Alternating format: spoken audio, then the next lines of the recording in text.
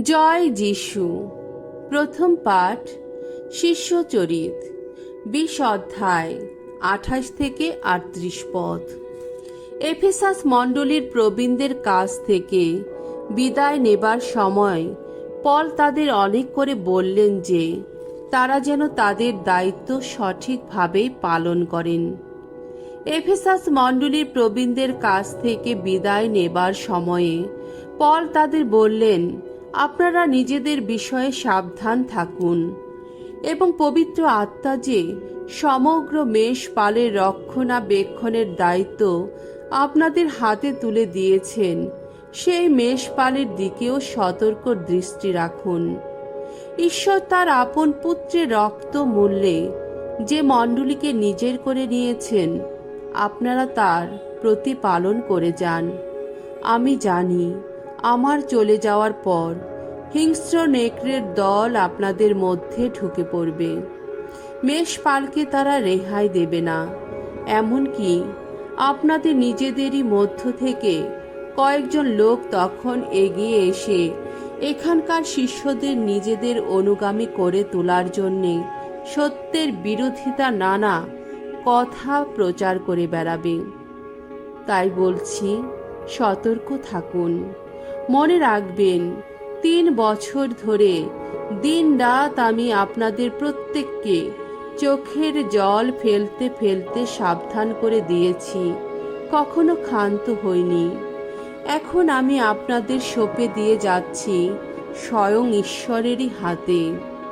আপনাদের রেখে দিয়ে যাচ্ছি তার অনুগ্রহের সেই বাণীরই আশ্রয়ে, যার শক্তি আপনাদের গড়ে তুলতে পারে এবং ঈশ্বরের কাছে নিবেদিত সকলের মধ্যে স্থান দিয়ে আপনাদেরও সেই একই ঐশ্বর সম্পদের অধিকারী করে তুলতে পারে। আমি নিজের জন্যে অন্য কারো সোনা বা রূপ বা জামা কাপড় কোনো কিছুই কখনো পেতে চাইনি। আপনারা নিজেরাই জানেন, আমার এই দুটো হাত দিয়ে কাজ করেই আমি নিজের ও আমার সঙ্গীদের সমস্ত প্রয়োজন মিটিয়েছি।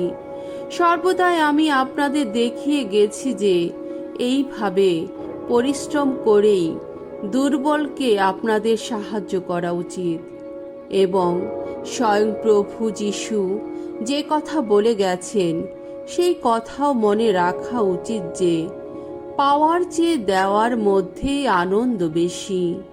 এই কথা বলার পর পল সকলের সঙ্গে নতজানু হয়ে প্রার্থনা করলেন।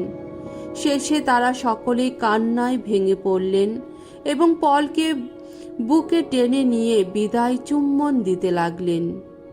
তারা যে আর কখনো তার মুখ দেখতে পাবেন না, পলের এই কথাতেই তারা সবচেয়ে বেশি দুঃখ পেয়েছিলেন। তারপর তাকে তারা জাহাজে তুলে দিয়ে এলেন। প্রভুর বাণী। ঈশ্বরকে ধন্যবাদ। সাম সঙ্গীত 68 অধ্যায় 28 থেকে 29 পদ, 32 থেকে 35 পদ। ধো, সারা জগৎ মেতে উঠুক প্রভুর জয়গানে। ওগো ঈশ্বর, তুমি এখন তোমার আপন শক্তি জাগ্রত করো। ওগো ঈশ্বর, আগে আমাদের কল্যাণে যে শক্তি তুমি প্রকাশ করেছিলে, এখন আবার তার প্রকাশ ঘটাও। জেরুসালামের শীর্ষে স্থাপিত তোমার মন্দিরের দিকে যাত্রা করে রাজারা তোমার চরণে এনে রাখবে তাদের উপহার। পৃথিবীর যত রাজ্যের অধিবাসী, ঈশ্বরকে শোনাও তোমার গান। স্বয়ং প্রভু যিনি, তাকে শোনাও সামগান। নভলোকের সেই সুপ্রাচীন নভলোকের আরোহী যিনি, ওই শুনো তার কণ্ঠ বিনাদ বজ্র স্বরধ্বনি। স্বীকার করো এবার সকল শক্তি ঈশ্বরেরই হাতে। মহিমা তার বিরাজিত ইসরায়েলের ঊর্ধ্বে, শক্তি তার অধিষ্ঠিত মেঘপুঞ্জেরই বুকে। আহা, এই পুণ্য ধামে ঈশ্বরের অধিষ্ঠান কত সম্ভ্রম জাগায় মনে। তিনি ইসরায়েলের ঈশ্বর যিনি, তিনি তো এই জাতিকে দান করেন শক্তির পরাক্রম। বাণী বন্দনা। জয় মৃত্যুঞ্জয়, জয় তোমারই জয়। প্রভু, তোমার বাণী সত্য স্বরূপ, সেই সত্যের গুণে আমাকে পবিত্র করে তুলো। মঙ্গল সমাচার। জুহন রচিত মঙ্গল সমাচার, 17 অধ্যায়, 11 থেকে 19 পদ। অন্তিম ভোজে প্রভু যীশু প্রার্থনা জানালেন, তিনি আর পিতা দুজনে যেমন এক, তার শিষ্যরাও যেন তেমনি এক হতে পারে। অন্তিম ভোজের শেষে যীশু স্বর্গের দিকে চোখ তুলে তাকিয়ে বললেন, হে পবিত্রতম পিতা, তোমার সেই যে নামের শক্তি তুমি আমাকে দিয়েছ, সেই শক্তি দিয়ে তাদের এখন ঘিরে রাখো। আমরা দুজনে যেমন এক, তারাও যেন তেমনি এক হতে পারে। আমি এই যে এতদিন তাদের সঙ্গে ছিলাম, আমি তো বরাবর তোমার দেওয়া তোমার সেই নামের শক্তি দিয়ে তাদের ঘিরেই রেখেছিলাম, তাদের নিরাপদে রেখেছিলাম।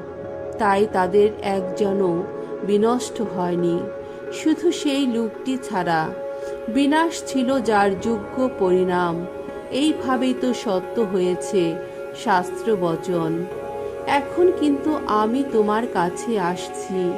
জগতে থাকতে আমি এসব কথা বলছি, যাতে তারা পরিপূর্ণভাবে আমার আনন্দ নিজেদের অন্তরে পেতে পারে। তাদের আমি তোমার বাণী জানিয়ে দিয়েছি, আর সংসার তাদের ঘৃণাই করেছে, কারণ তারা সংসারের লোক নয়, যেমন আমিও সংসারের কেউই নই। তুমি সংসারের মধ্য থেকে তাদের তুলে নিয়ে যাও, এমন প্রার্থনা আমি জানাচ্ছি না, বরং এই প্রার্থনা জানাচ্ছি, তুমি যেন সেই মহা অসতের হাত থেকে তাদের রক্ষাই করো। আমি যেমন সংসারের কেউ নই, তেমনি তারাও সংসারেরই কেউ নয়। তাদের তুমি বরং সত্যের গুণে তোমার কাছে নিবেদিত করো। তোমার বাণী তো সেই সত্য।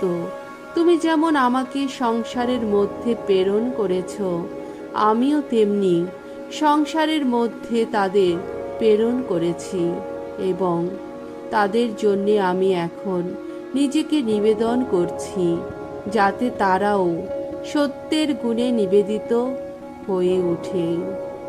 প্রভুর মঙ্গলময় বাণী। খ্রিস্ট প্রভু তোমার প্রশংসা হোক।